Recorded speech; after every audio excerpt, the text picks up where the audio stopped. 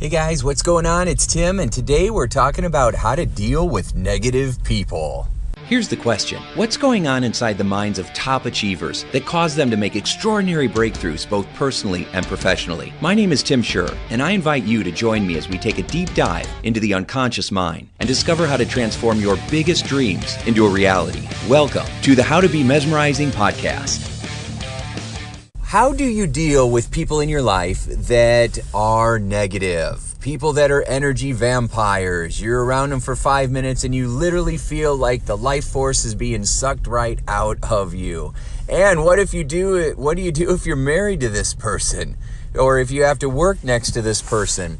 So these are some questions that I've been asked many times in my life. And so I want to give you some ideas for what you can do to stay confident, positive, motivated, loving, supportive, and energized, even when you're around people who aren't feeling that way. So the first thing you can do, of course, if possible, is distance yourself from people like this. Put boundaries in your life. If you're not married to them and they don't live in your house, then you don't have to be around them all the time. If this negative person happens to be your mother or your father, you don't have to call them every day. If it's a sister or a brother, you can put a distance there. The only thing that stops us from doing that is guilt and faulty beliefs. And we can shift those, because if that shift is getting in your way, then we need to change it so that your life is what you want it to be. And so if you're around old girlfriends or guys that you knew from school and it's just not a fit anymore, it's not holding, or it's not adding value to your life, then you just got to say, sorry, I'm busy. I've got a lot going on, so we're not going to be able to hang out. Or why didn't you call me? Well, I haven't had a chance. I've been had a lot of stuff going on. You could have called. Or why didn't you answer the phone? Oh, well, you know what? Every time we talk, I start to feel really down. And so we're just going to not talk so much anymore unless you change what you're focusing on. And at first they might get really mad or throw a fit or ignore you. And you have to know that that's their way of trying to guilting you back into the way that it was. And if you've decided that you're not going to put up with that anymore, then you've got to be strong and say, it's okay, whatever you do, but this is what's right for me and what's best for me and my family. And you have to put that boundary in place. Will it make you uncomfortable? Yes. And so what? It was making you uncomfortable before. At least you're going to have something positive come from it. I've had people say that I was so afraid. This one woman said, I was so afraid. My mom's always been so negative, and I was just freaking out because I said, Mom, if you don't stop, I'm going to hang up the phone. And she says, you ain't gonna. And she's just going on. And so I just said, I'm sorry, Mom, I love you. I can't do this. And I hung up. And at first I felt, oh my gosh, like I panicked, like I had this wave of guilt and this wave of fear and shame. And then all of a sudden it just went away. And I had this feeling of like, 1 million pounds just drifted or melted off of me. And I was like, oh my gosh, yes. I just felt like I was reclaiming a piece of me that had been stripped away. And it was so empowering. So often our biggest breakthroughs are hidden in the places we don't want to go. But once you go there, you're going to just find that it's so much better. You're so much better off. In the beginning, it might feel uncomfortable, but like I said, it's already uncomfortable. So at least you might as well do something that's going to move you in a more positive direction. Now, what if they say, well, what if it is a spouse? All right, well, here's a couple thoughts on that, right? You can't just ignore your spouse, but maybe your spouse isn't as negative as you think. Maybe they're just venting, or maybe they're just focused on, they look at life in a different way. I'm sure they probably look at life, or their approach is the opposite of yours. That's what we tend to do. We marry our opposites, and so we have balance. And a lot of times, when we attract somebody into our life that is the opposite of us, then it can feel frustrating. Now, there is a lot of opportunities here because with diversity comes opportunity to see things differently, right? So my wife is a very good troubleshooter. And she's excellent at finding possible ways for things to not work out, right? And it's very good to have that, because I often was just that dreamer with my head in the clouds, and I'll be like, well, I'm just going to go make it happen, and I don't know how, but I'm just going to do it. And although there's some advantages there as well, I often would not look before I would jump into traffic, and that's not a good idea.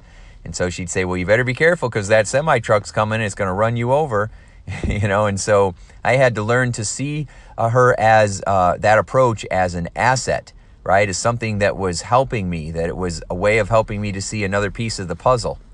And when I changed my interpretation of how I thought she was, it improved our relationship because I wasn't in my head making up this big story about how negative she was. Instead, I was going, you know what? It's amazing the gifts that she has. And I'm looking at this as attributes. This is her superpower. And it really made me feel better, right? So when she was talking about things or pointing things out, I wasn't feeling like she was raining on my parade anymore. I was feeling like, oh, that's good advice. I would have paid a lawyer or somebody, that kind of money to point that out and protect me. So I would want, I get it for free, this advice for free. And so I just reframed it and looked at it differently, and it made things better. She didn't change, I did, and it made things better.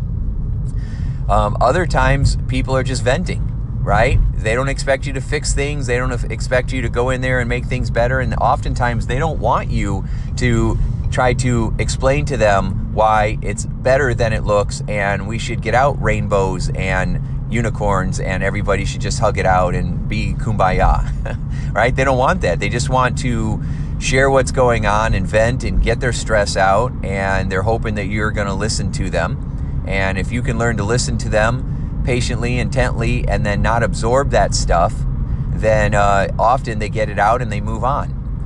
But if they don't feel heard or validated, they'll continue, droning on and on and on about that stuff, which will ultimately wear you down. So it's important for you to validate where they're at instead of just focus on trying to cheer them up and show them a brighter side of things.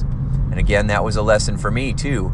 When I'm at home, I'm realizing that if my wife is venting and sharing, that it's my role to be loving and supportive and connect and understand and appreciate without trying to fix, solve, or remedy. Because my wife is brilliant and she's one of the smartest, most strongest people I've ever met. She don't need me to save her or fix her. She's already awesome. She just needs me to listen while she's getting it out. She's working it out. And so I've learned to do that. And it, again, made our relationship better because of how I was looking at things. Okay, so you have two sides of the coin. You have where you have some people where just aren't good. They're not good for you anymore. You've outgrown them, and it's hard to do that sometimes. I've had to do that in my life where I've had to change my friend groups and I've had to put some boundaries in place, and it was very challenging, but it was better for me and better for my family. And on the other side of it, there was things where I had to change my perspective.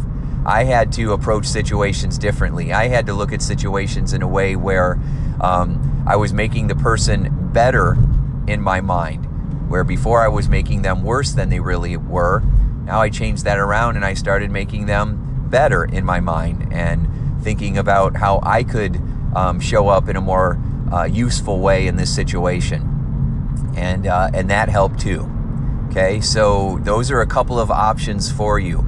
Another option that's really important is you got to make sure that you have others in your life that do fill you up, that do light you up, that are more positive or optimistic or supportive if that's what you're looking for, that are more cheery.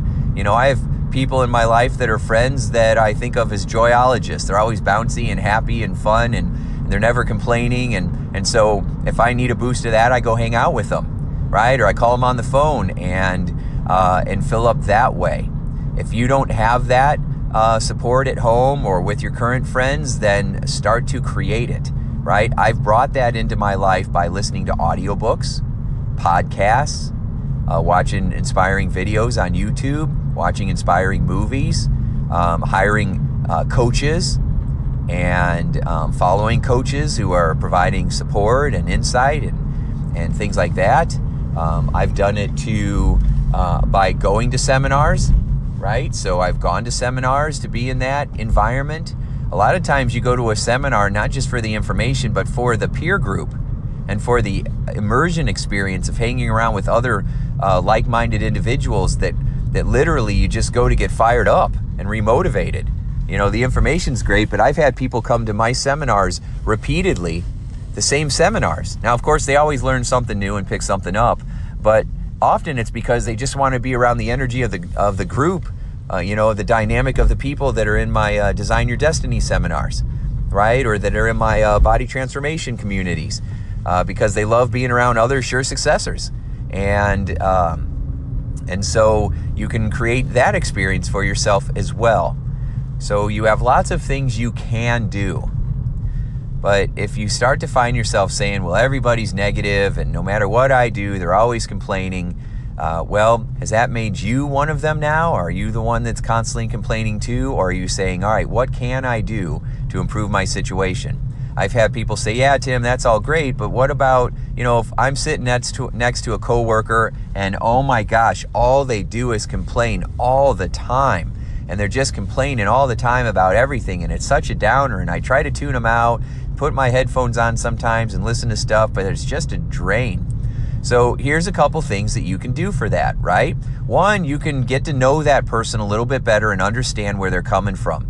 I've had people that look so mean, and I would smile at them, and they would smile back, and it was like I was looking at a different person. Their whole face would change. Right? Once I gave them the benefit of the doubt and brought kindness to the situation, it's amazing what would happen.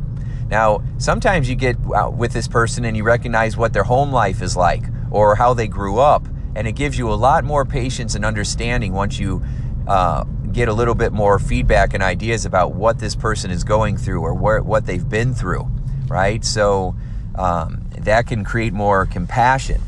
You can also, what's your response? Are you constantly, when they're complaining about something, trying to, tell them, oh, it's not so bad, and oh, you should cheer up, and, let's look at the other side? Because what they might be hearing from you is you're negative, you're a bad person, you're, complaining means that there's something wrong with you. They might be feeling like, here's one more person in my life telling me that I'm wrong, instead of them feeling, any kind of validation or getting anybody to actually care about them.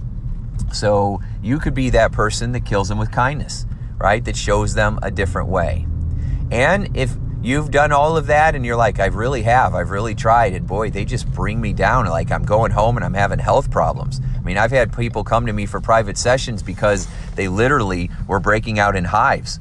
And so in that situation, you know what you do?